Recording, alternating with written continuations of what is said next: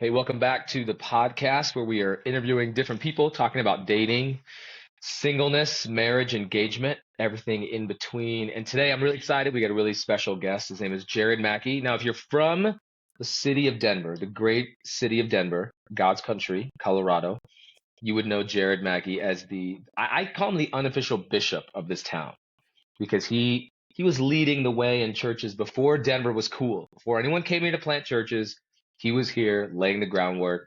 But an incredible mind. We could probably talk to him about rule of life. We could probably talk to him about what it means to learn your own history and walking spiritual pilgrimages, theology, pastoring, parenting, marriage, which we will talk about today, and singleness and dating and sexuality. We could even talk to him about bartending because he has a really interesting concept of bartending and theology mixed together. And I'll let him share more about that. But Jared, thank you so much for being on the podcast today. Lovely to be with you. I would like to say I was like a janitor in the early years. So more than like the OG or bishop, as maybe all leaders start out. I started off, in the back running lights before we had like lasers and lights like you guys do now.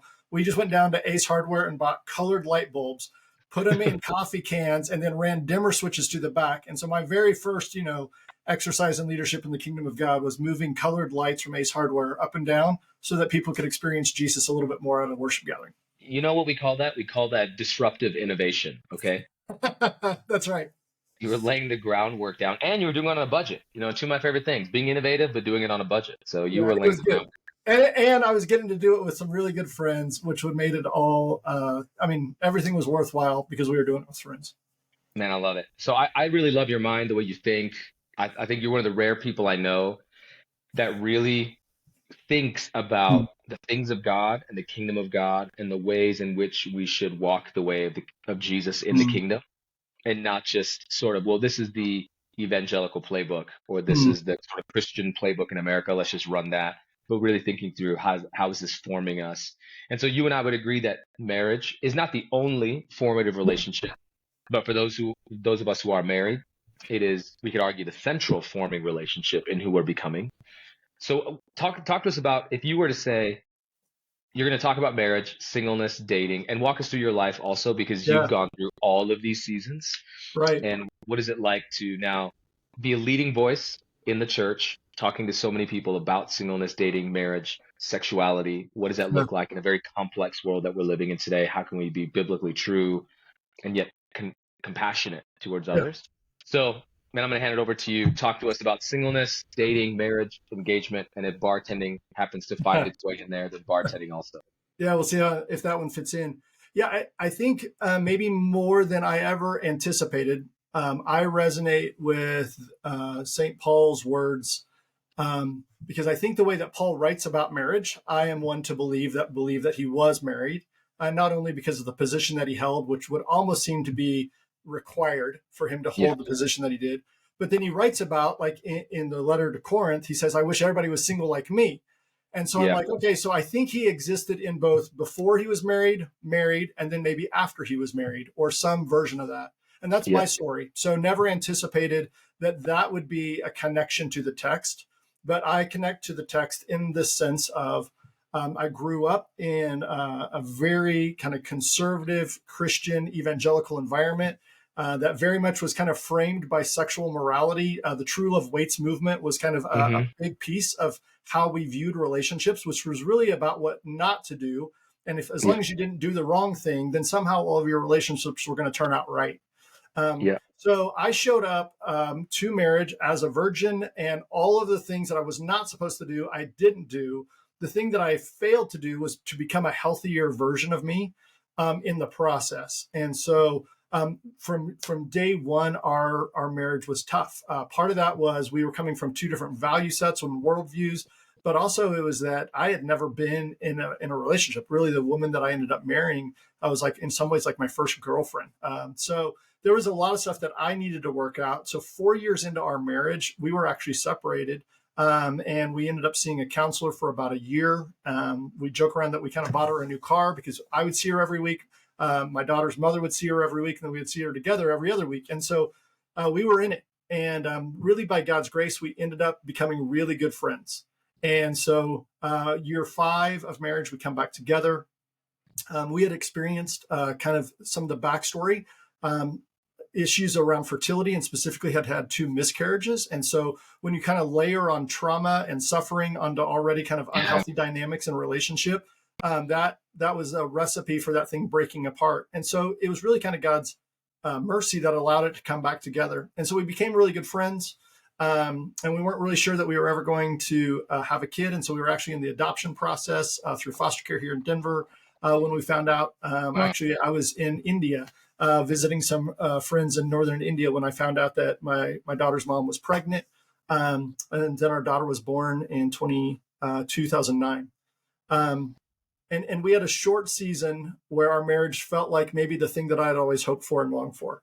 But it wasn't long that unfortunately our marriage kind of returned to some unhealthy patterns. And so in 2013, my marriage ended. So I had been in the same relationship with somebody for 15 years, had been married for 13 years, and then found myself divorced. And at least in the frame that I grew up in, and the denomination and the Christian practice that I grew up in, divorce basically meant you were done. And so Yeah. I had And interpreted it. you were in ministry at this time as well. Yeah, so I'm in church leadership and occupationally employed by a church. And I think the Mm. reason that didn't end up happening was because the people that I had walked through life for so many years had seen the years from 2004 to 2013, right? They had watched 9 years of work. So at no point did anybody think, oh, this is people that are just kind of throwing in the towel because they haven't done the work, right? But nonetheless, it was really disorienting for me because I thought I was going to be divorced, unemployed, and estranged from my child, which were Yeah. like the worst possible scenarios. And that was 10 years ago. And so, 10 years later, one of my people that I talk to most often is my daughter's mom. We're able to celebrate my 50th birthday this last summer. She was in the backyard with people who love me, and so the redemption stories aren't always written the way that we Beautiful. would want Yeah. them to be, but there is a redemption story in that. And so going back to the text, I find myself in this place where I've experienced dating and marriage and divorce and now single parenting. And so this is the way that Eugene rewrites in the version of the Message. In this text, I've read it over and over and over again for myself and for others. 1 Corinthians 7, the Message. Don't be wishing you were someplace else or with someone else. Where you are right now is God's place for you. Live and obey and love and believe right there. God, not your marital status, defines your life. And don't think I'm being harder on you than the others. I give the same counsel to all the churches. That line, like God, not your marital status defines your life, was the most important thing for me to hear, Yeah. and would have been the most important thing for me to hear when I was single, when I was married, and as my marriage ended. Yeah. Do you think in the evangelical context you grew up in, they were trying to do the right thing, right? Live a holy life, live a pure life, live a life that's honoring before God. But the way in which it was framed consequentially made an entire generation find their identity in an activity that they were not doing, Yes. rather than their identity in being a beloved child of God. So then marriage, if you grew up, and I grew up kind of the late 90s, early 2000s evangelical world, and I joke and I say, if you went to a Christian college and you weren't dating, or if you were not engaged, no ring by spring by senior year, Right. something is tragically gone wrong with you. Like, are you even a Christian? So would you say that that was part of your formation growing up, where do the right thing, don't have sex, Yeah. sort of, I mean, almost even ashamed that you are a sexual being, Right. Yeah. and then wait till you're married, and then now all of a sudden your identity is Right. now wrapped up in a marital status. Yeah. I think two things. One, for sure, I think the heart was in the right place in the sense of there was an intent and desire to keep people holy. But I've become much more compassionate around like the Pharisees when we read the text. Like we just see them characterized as the bad guy. And I'm like, no, man, they were people who were building fences around the fences because they didn't want to cross the fence, right? And Yeah. so I was raised in a tradition, the way that I kind of see evangelical America at the time that I kind of experienced that version of it. There was very much a Pharisaical desire to build the fences so that we didn't accidentally cross the wrong fences, right? And so the intent was there, but as Jesus points out consistently to people who are trying to not mess up all the little rules, and he's like, but you're missing the heart, right? And so that's how I experienced it. I think I Yeah. showed up to marriage with a lot of pride. I think I showed up with a lot of ways of getting lost on my own that had nothing to do with like physical activity, right? So the fact that I was a virgin and had never been with a woman, it's like, okay, that's okay. And maybe it's great that I didn't bring in more baggage kind of physically into the relationship, but I brought a freaking set of Louis Vuitton luggage, kind of emotional and relational unhealth, right? So it Yeah. wasn't until I started bumping up into stuff like Pete Scazzaro's emotionally healthy spirituality and going to counseling and starting to unpack like all of the ways that I could be relationally and emotionally unhealthy, not just physically, quote, unhealthy or had experiences kind of sexually. And so to answer your question, I think absolutely the context that I was raised in, like sexuality was actually sexual intercourse. Like it wasn't actually a sense of a whole being that was formed and beloved by God. And that in my being and my body, there was actually a way in which to both be loved by the Father and to express that love to others. Yeah. And that has, there's some backstory, as all of us do, right? There's always more to the story. There's more under the layers and under the surface. Mine goes some stuff that happened around trauma, around sexual abuse as a child, because of a children's pastor of a church that I grew up in. And even in my own family system, there was kind of inherited kind of relational unhealth. And so all of those things actually, I think, help us understand more of who we are as whole beings. But if we've never kind of had that invited to come out on the surface, I was just acting the role, right? Which is like, do the right thing, don't do the wrong thing. So I showed up probably kind of like the worst kind of version of a virgin that you could be. At least, yeah, the worst kind of a virgin was kind of how I felt like I showed up. And again, like that's not to say like I'm thankful that ethic was instilled in me, that I didn't show up maybe with more physical experiences, because I think those could have had their own repercussions.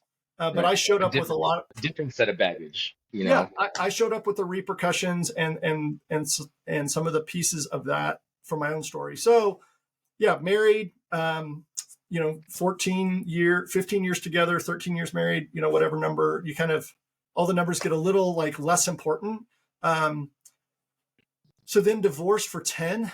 And that has been then a whole different conversation now, because I find myself now having consistent conversations. I had 3 this week with people whose marriages are either in places of suffering or ending.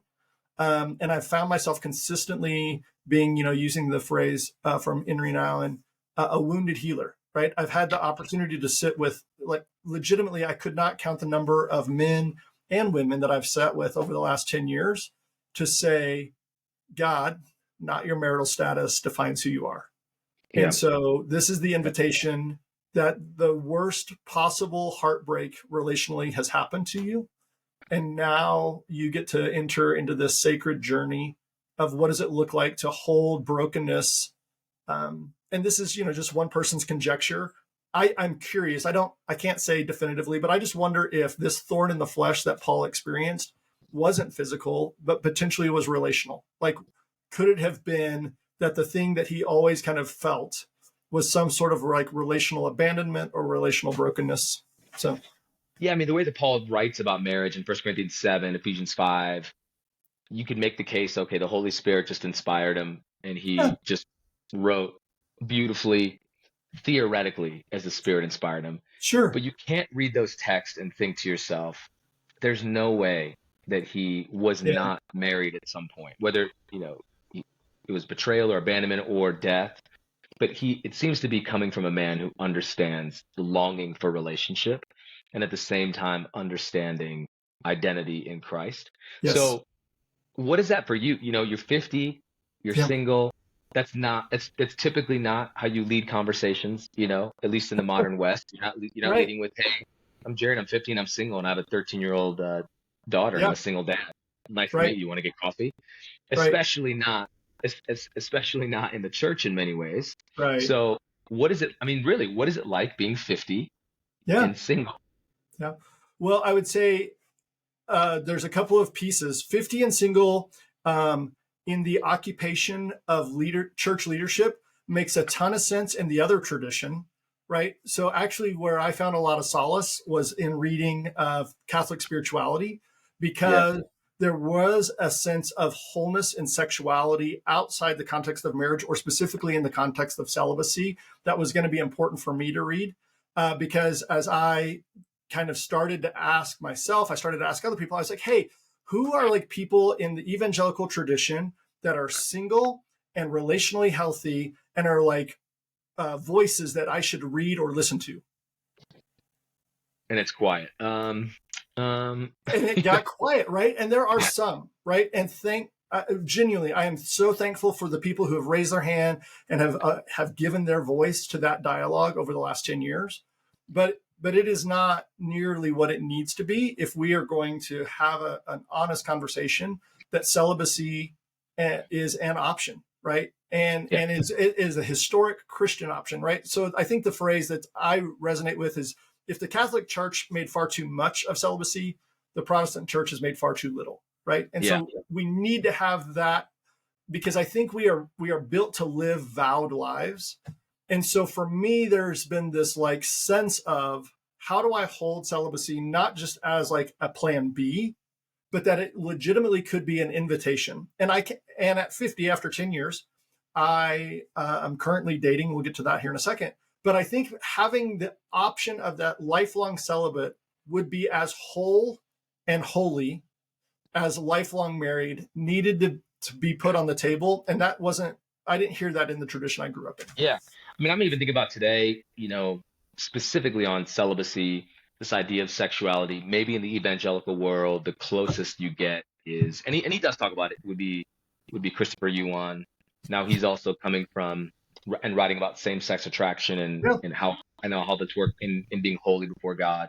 But really right. now and in the Catholic tradition Yeah, is really speaking about celibacy and what this means to walk this way. So how would you help someone who maybe they're 30 and they're thinking, this yeah, might be the path I'm on. yeah. How does someone not find their identity in their virginity and Right. now not find their identity in their celibacy?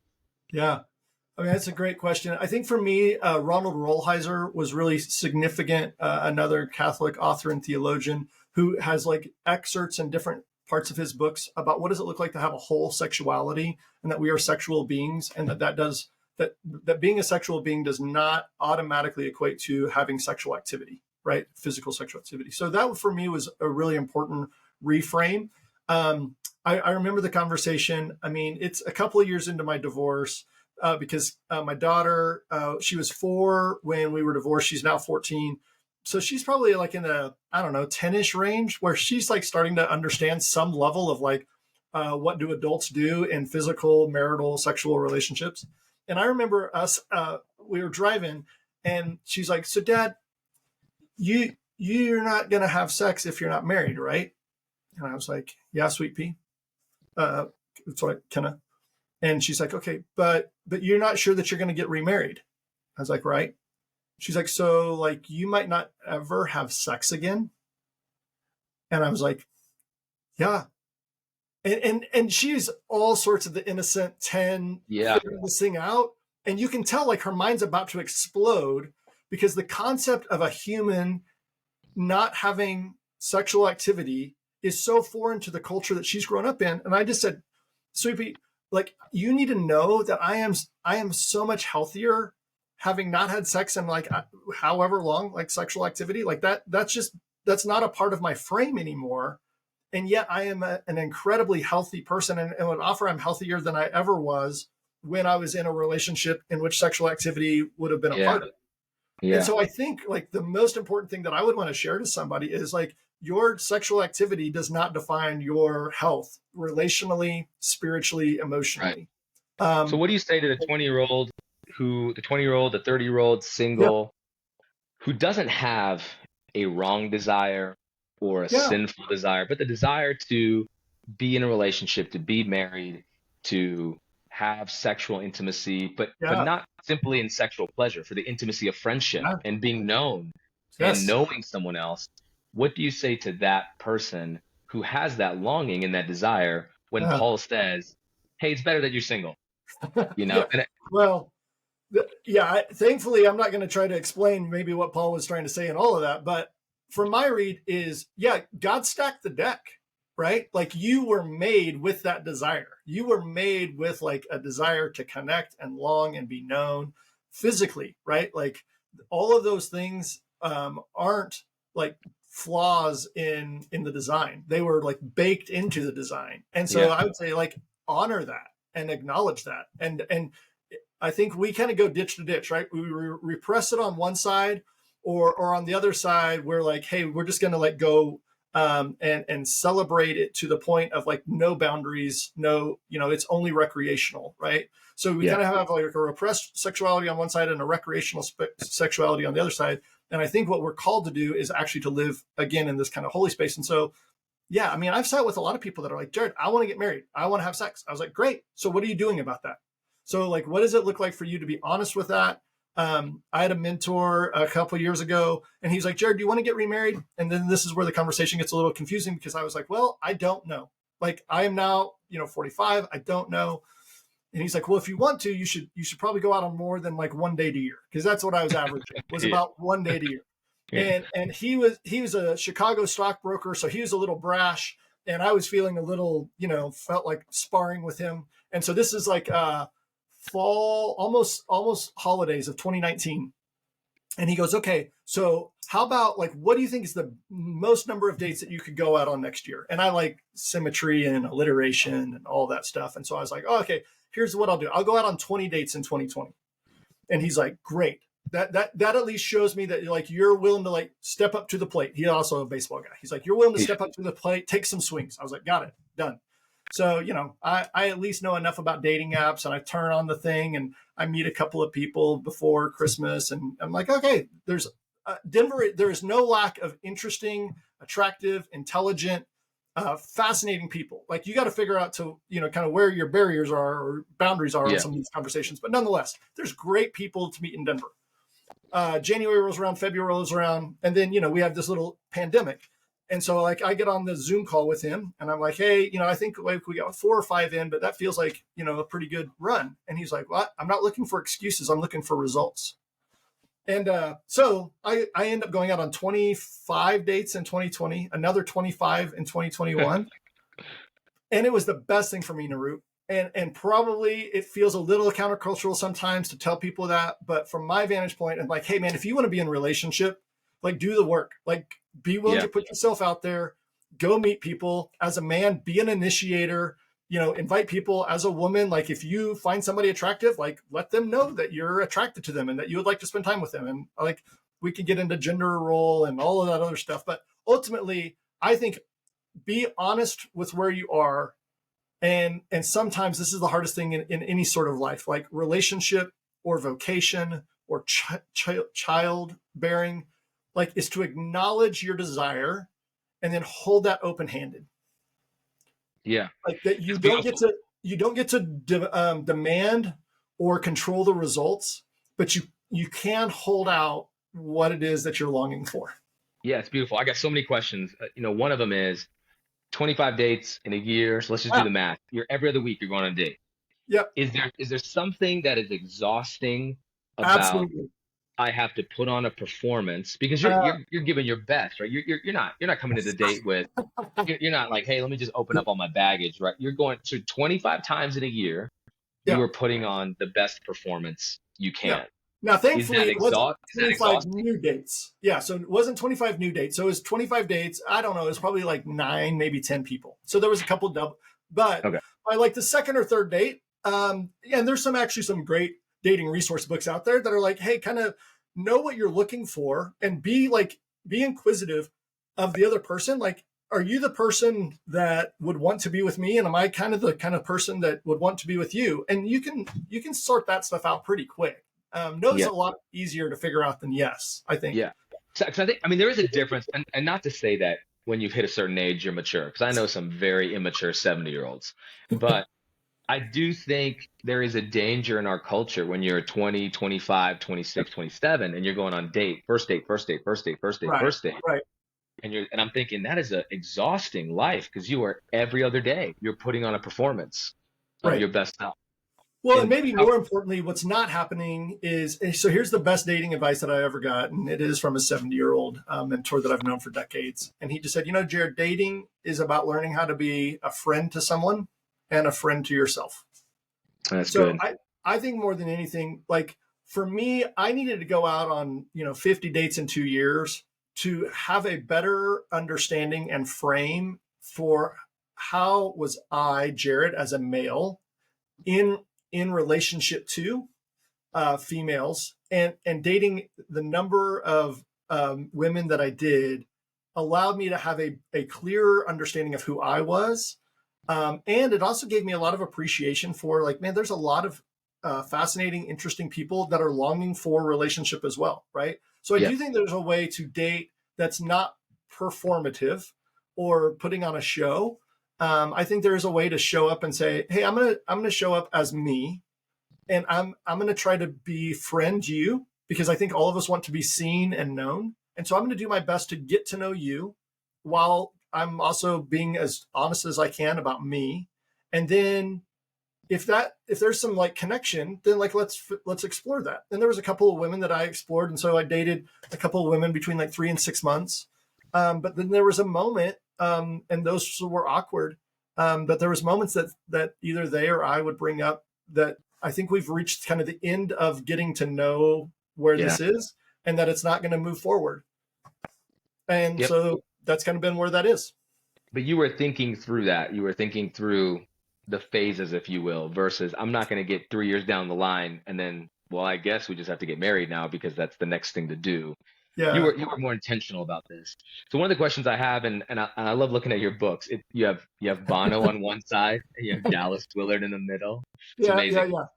So so Bono's book Surrender. What's the difference? So whether someone is 20, 30, 40, 50, 60, whatever, married, single, engaged, what's the difference between sexual or relational repression versus a holy surrender?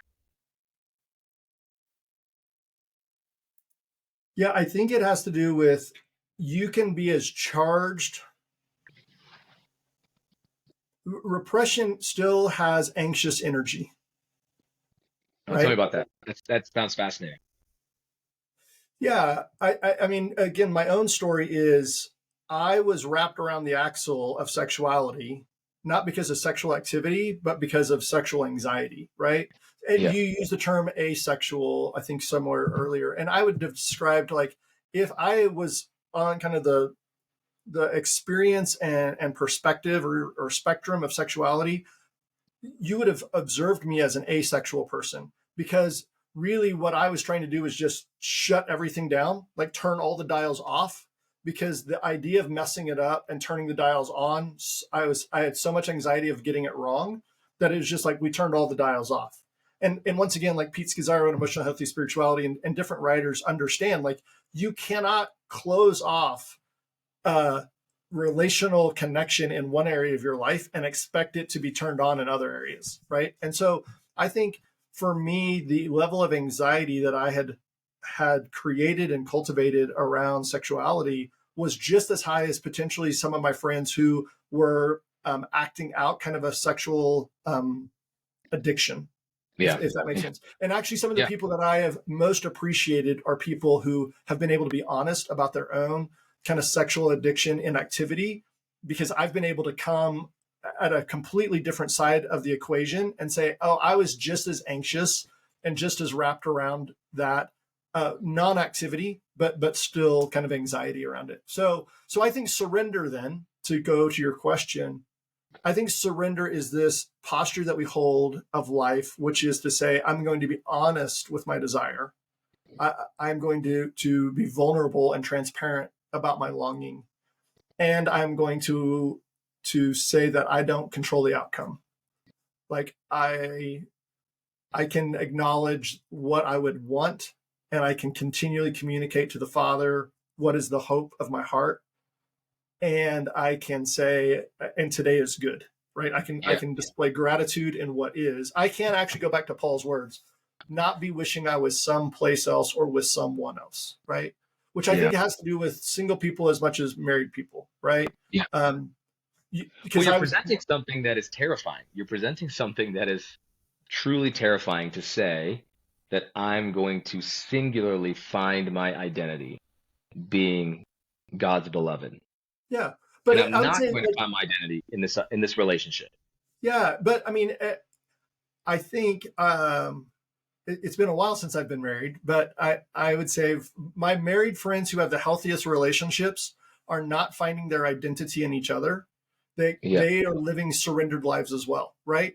Which is like, I want to be close to you. I want you to see me and know me and accept me and love me.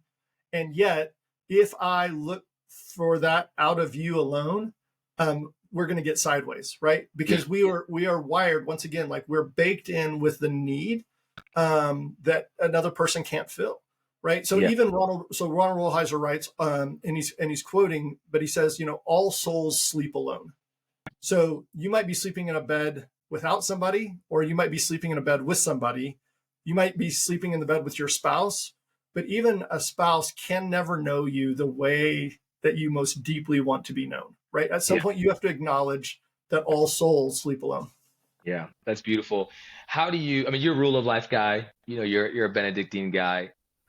How does one person, so let's talk practically. Yeah. How do you practically in your marriage? Let's start marriage first. How do you Okay. practically in your marriage? And we're talking to people that, man, I love Jesus, I love God, I'm faithfully trying to walk the way of Jesus in the world today.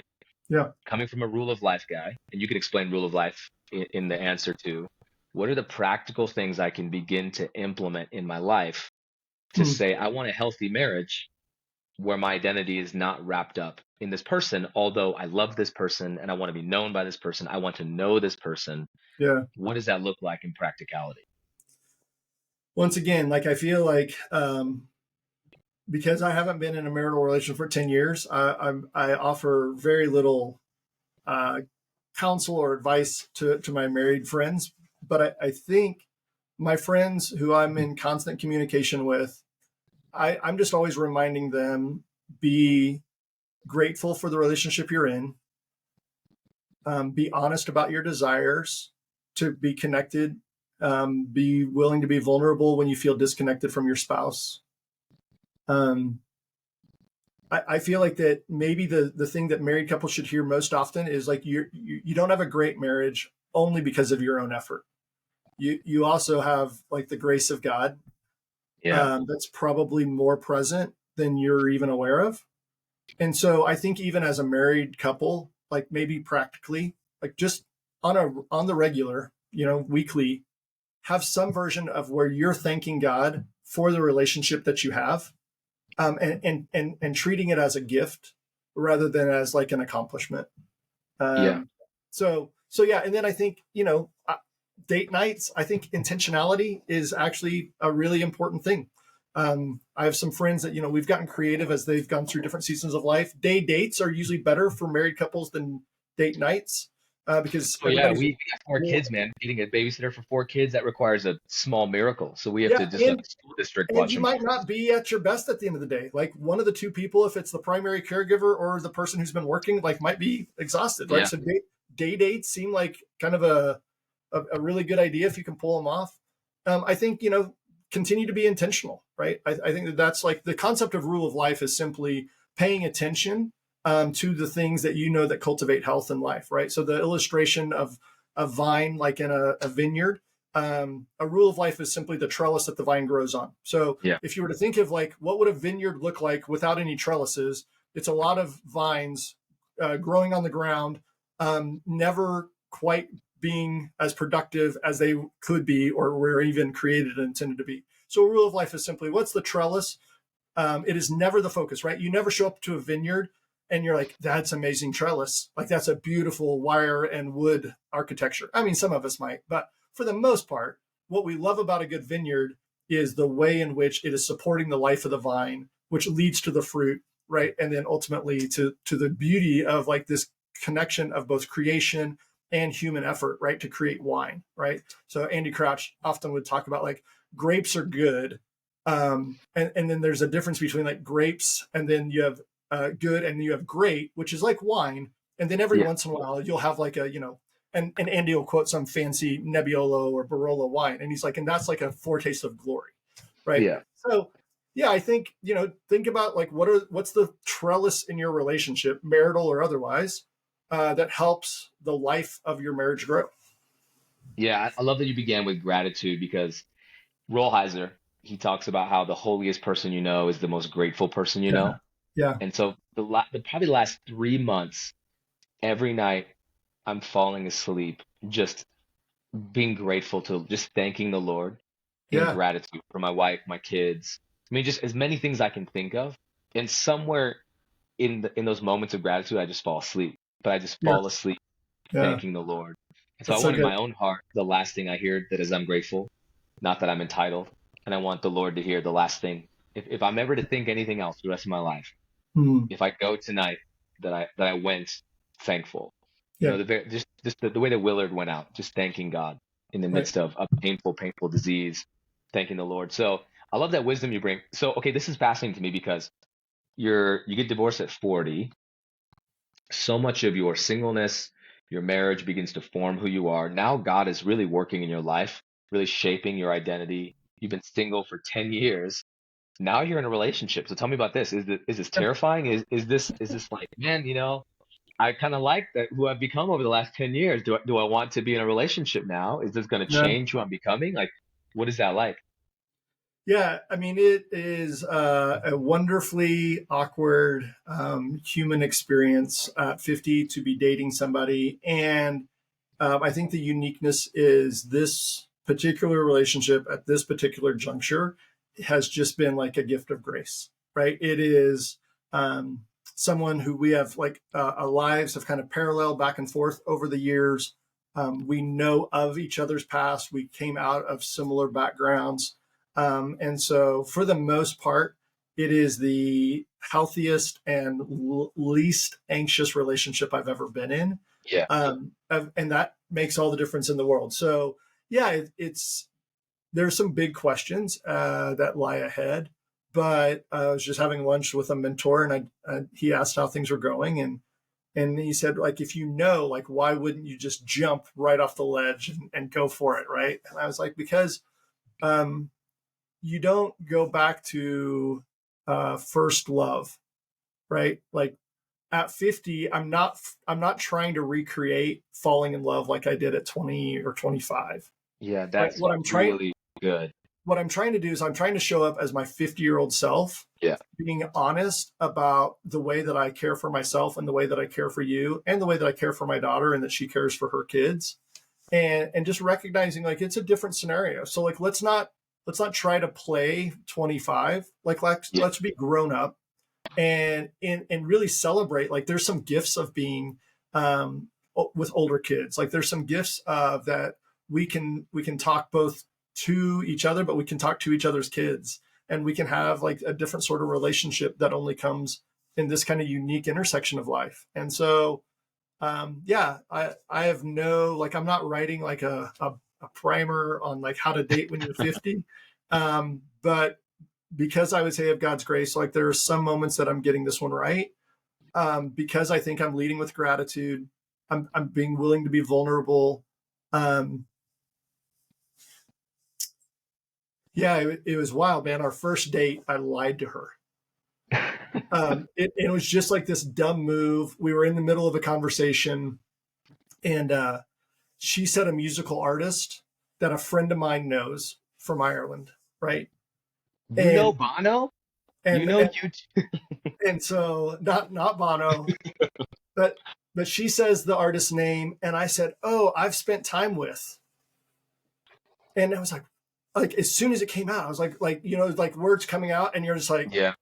And we were just in the moment, like we had been in, like we were on hour 2.5 of a 5-hour first date, right? It was going great. And so it's just like one of those moments that you're just like, the synapses in my brain where I know that person, but when I said I know them, I didn't mean that like I knew them, but then I had already said it. So then I was like, oh, when I was in Ireland visiting a friend, which was all true, like we saw him, which was not true.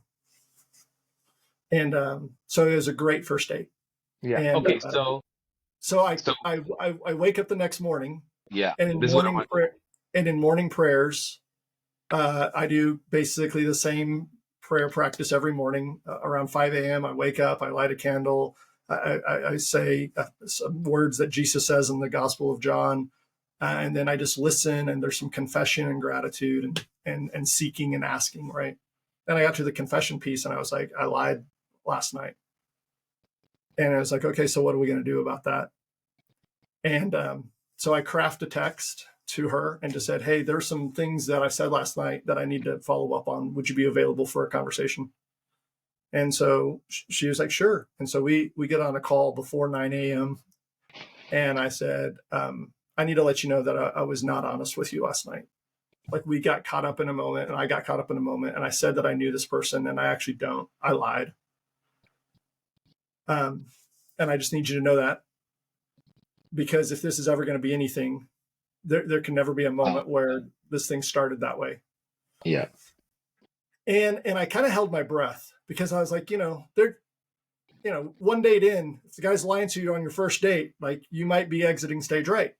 Yeah. And she just was incredibly gracious. And she said, you didn't have to, she was like, Jared, it was so small. The reality is like, it might not have ever, like that path might not have ever crossed. Right. Like we might not have ever been on vacation in Ireland 20 years from now and run into this person. And, you say, oh, by the way, like, we've never met. But she's like, but you chose to. And that's probably one of the most meaningful reasons that like I'm going to be at least explore kind of connecting and be in a relationship with you, because from the very beginning, like you were being willing to be honest with yourself as well as honest with me. So Yeah, it's really beautiful because there's so many reasons we could say, well, where Jared, why'd you lie? Was it because you want to be impress somebody? You yeah, want it to be more liked than you already were. You want to get more yeah, social currency in this relationship, or is it deeper? Is it for one moment you needed the affection of someone else yeah, because being yeah, God's beloved wasn't enough? right, And then I love what you did the next day, because really, okay, no secrets in a relationship. You want that to be sort of an axiom. No right. secret in our relationship. But you were not willing to have even a hint of duplicity, Hmm. because that like I always tell people, the devil doesn't start at your neck. He doesn't come that high first. He starts at Right, your feet. He wants to right. work his way up. And this kind of duplicitous life Hmm. is what gets you in trouble, when you're unwilling to acknowledge or honor or confess, and Right, it just begins to spiral. And now you see this in children, right? You're lying to cover up the lie, to cover up the lie, to cover up the right, lie. And now you're so deep into it, you don't even know it's the truth anymore. You're so right. far down into this.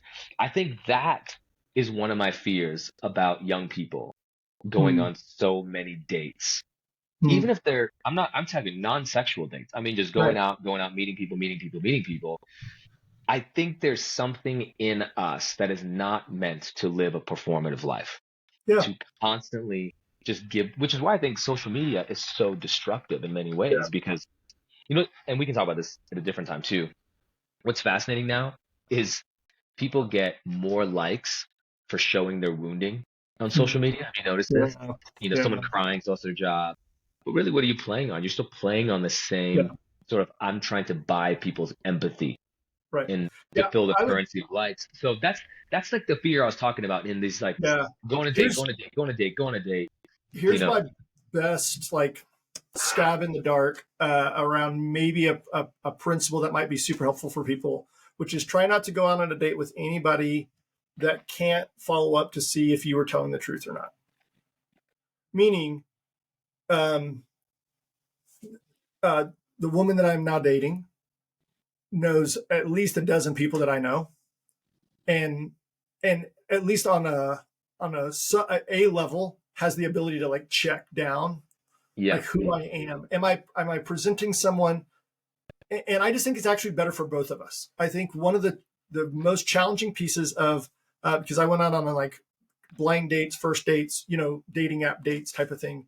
The hardest part about that is the whole time you're going, I could make up whatever. I could Exactly. create a false narrative of myself. And you're also living in some level of anxiety of like, are you at all who you're presenting yourself to be? So this is just like one guy's perspective. The more that you can build relationship in the context of other relationships, I actually think that that's how we're meant to be. Yeah. So I tell people, here's the good thing about dating apps. They tell you who's single and who's interested in being in a relationship. That's all that dating apps are good for, which is fine. At some point, though, what you want to do is you want to get to know that person, and you want to get to know the people that they know, and you want that person to know the people that you know. And so if there's a way to, like, this is Jared's creative ideas, like how could you figure out, who's single and then find another way to get to know them and their group of people than, kind of this weird one-on-one thing. So, Yeah. I tell people all the time, man, one of the most dangerous things you can do is date in isolation. right. When nobody knows these people, they don't know you. And then so a bunch of single people will ask me, well, when's a good time to introduce him or her to my friends? Like on the first date, Yeah. the first date, we can all hang out, and then I can say, hey man, I don't know who you're being right now, but you're not being yourself. This is strange. Whoever you're acting like is strange. Yeah. So As man, goofy as it is, it's actually, I would say you and I probably have a little bit of resonance there, which is actually what you want is you want someone to know you fully. And so really what you want, as terrifying as it may be, is them to get to know everybody in your right. world. And you want Yeah. to know the people in their world, right? Yeah. So, yeah, man. I mean, so good. We could keep riffing on that one. But ultimately, I want to go back to like Eugene, right? I think when he says like, don't be wishing you were someplace else with someone else. I think that would be like the mantra that I would encourage people. Like, how do I begin to acknowledge like where I am right now, single, married, in a relationship that's really kind of fractured or frail? What does it look like to believe that like God is at work in my actual relationships, wherever they may be? And what would you say is the healthy pathway to walk that journey? I mean, I think it's daily acknowledging my own brokenness relationally. Probably the healthiest thing that I ever figured out. So when you rewind the tape all the way to my daughter's mom and I, the moment that we were the healthiest was when I was able to acknowledge like how much relational mess I brought into our marriage. And so I would just say, whatever relationship you're in, using I more than you, it will always be more helpful. Like acknowledging that you are bringing your own family of origin and history into a relationship. And I don't know if it's Tim Keller, but you never marry the right person, right? So whatever person you're dating or married to, like they are not going to be the person that does your work for you. Right. You're going to have to do your work. And that's single or married, dating at 20 or dating at 50. Like I would say, like if you can be willing to do the work of being the beloved and living and being in a relationship out of that place, like that seems to be the markers in my own life that have been the most important. No, I think that's really, really profound, really beautiful, because what it does is really see this other person that you're with in marriage not as the goal of your life, or to keep them is not the goal of your life. How can I change? How can I do this for you? And not to say that you don't want to serve the other person. I think a good marriage is two people serving each other and loving each other and wanting, but I don't want to change for the sake of my wife. I want to, if there's a change that must be done, change for the sake of Christ and what Christ is doing in me and causing me to become more like Jesus. And in my relationship, my wife is a central figure. Yeah. I can guarantee you that your wife, like if your motivation is to be the most whole and holy version of Nirup, your wife will automatically be drawn to, and granted, like there are moments like if you're in a dance that's unhealthy, when one person starts getting healthy, it can get a little weird. But I think the hands down, right? What Paul writes is like be moving towards wholeness and health, and holiness, right? Like that's the invitation for us all. Yeah. Okay. What practically real quick? Right. Go with three one-liners. Here's my one-liner if you're dating. Here's my one-liner if you are married and marriage is going incredible. And here's my one-liner if you're in a season of marriage that you're struggling. Yeah. One line if you're dating. Or just single or dating. Yeah. Yeah, I think single is like enjoy. I think Jared's paraphrase of the paraphrase would be like enjoy. Like you currently have no one making demands on you. That is a unique place in life. So, use the discretionary time and maybe income and opportunities that you have to love others and to explore and enjoy life. Right. So I think Love it. singleness is a gift. And I would acknowledge, like, I have been able to lead a life and serve and lead in some ways over the last 10 years that would have been irresponsible for me to do as a married guy. So see some of that. So don't always see the glass quote half empty, right? Like see the opportunity that singleness provides. Married going well, just like, man, I wish I heard more healthy marriages talk about like it's God's grace rather than like, hey, my husband's hot, my wife's hot, we're hot. We've kind of like been hot together, and like there's a sense of like somehow we have arrived, right? And I'm like, Yep. man, I really don't wish or hope any ill will for you. And at the same time, I just don't know that that's at all resembling what's actually helping other people, which is to recognize and show gratitude about the relationship you have. So I just would love to hear more healthy marriages be more grateful about their relational status, so that people could see like, oh man, they are treating that as a gift rather than as an accomplishment. Yeah. And then marriages that are hard. And my heart always just like goes there because I've been there, and I don't know. I mean, save maybe the loss of a child. There is nothing that like breaks our own hearts more than the sense of betrayal or abandonment when we've given ourselves to someone. And I would just say, I hurt for you, and you don't have to hurt alone. Yeah. The reason I made it not only 10 years, but like the first 10 days was because of people who I could just be super raw and that surrounded me and loved me. And so I would say, don't walk alone. Don't walk alone if you're in those seasons. Yeah, it's really good. Jared, you are so incredibly wise. And I can brag about you. You don't have to brag about you. You're wise, you're humble, you really walk the talk. I mean, you really are a person who, when I think of godly people, you are godly because you are becoming more like Jesus, humble, quiet.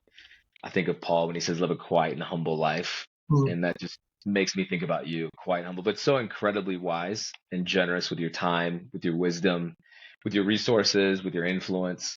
How can people keep up with you? How can they learn from you? Well, where can they go to hear more? Yeah. I mean, you're doing so many things: family of origin, history of faith in our city. Your hand is in everything. Yeah. Where can people learn more? Yeah, easiest place is the organization I work for. You can just go to sacredplace.co.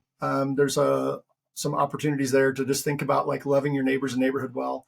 Our whole organizational mission is, if Jesus said love God and love neighbor, we want to help people do number two, right? So then that's probably the easiest way to find me occupationally.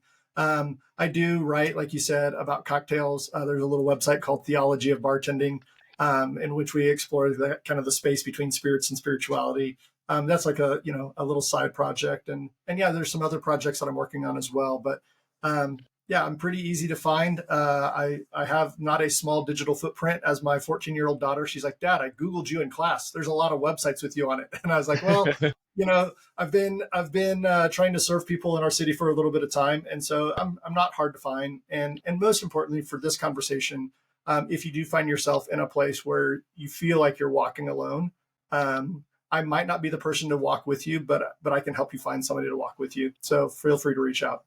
Man, well, really appreciate your time, appreciate your wisdom. Can't wait to have you come here and speak into this community more and just help shape who we're becoming. God has Dude. so graciously gifted you, and I'm fortunate to Hmm. just call you one of my friends. As well. The feeling is absolutely mutual. Thanks so much for the time today, Nirup. All Appreciate it. blessings on you and your family and LifeGate. Amen. Thank you. Okay. Blessings. Bye.